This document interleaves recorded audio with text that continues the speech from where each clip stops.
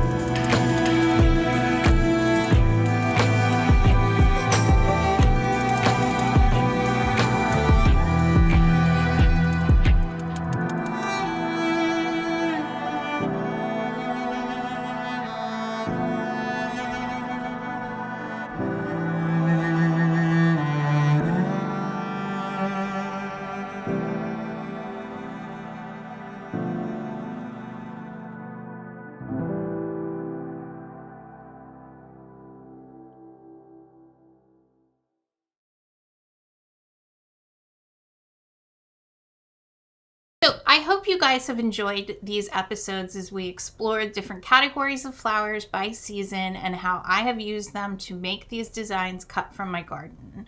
I realized that there was not a lot of talking, but when you're doing a 28-day video challenge like I am, you've got to come up with a few videos where you're just not talking the whole time.